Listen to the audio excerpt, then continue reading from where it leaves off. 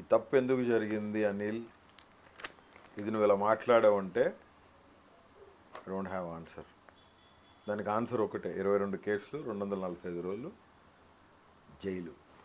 కుట్రపూరితంగా, కక్షలతో, కార్పణ్యాలతో పంతాలని నెగ్గించుకునేదానికి 3rd డిగ్రీలు ఇచ్చి మా టెస్టిస్ మీద ఆడపిల్లలతో కొట్టించే వీడియోలు తీసి, ఆ వీడియోలు చూసి ఆనందపడిన పరిస్థితులు. బట్టలు ఉంచారా ఒంటి మీద? ఉన్నాయి, బట్టలు ఉన్నాయి. నిజంగా చెప్తున్నాను బ్రదర్, ఎంత హ్యూమిలేట్ చేశారంటే ఉచ్చబోయడమేంది రోహిత్, ఉచ్చబోసేది ఏంది, వెనకాల తిరిగి సప్పట్లు కొట్టుకుంటా నవ్వుకుంటా పోవటం ఏంది. ఒక సిఐఓ ఒక ఎస్ఐఓ ఆయన తెలీదు, నోట్లో ఏదో వేసుకొని నవ్వులుతా ఊస్తాడు, అది మా చేతుల మీద పడిద్ది. సారీ అండి, ఎస్, ఒకసారి ఊసి సారీ చెప్తే తెలియదు అనుకుంటాం.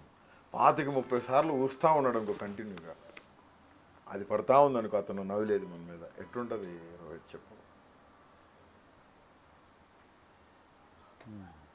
వాంటెడ్లీ వాళ్ళు ఏమేమి చేయాలనుకున్నారో అన్నీ చేశారు. నేను ఏలాడ కట్టి తీసుకుపోయేటప్పుడు వీడియో, ఒక ½ an hour వీడియో,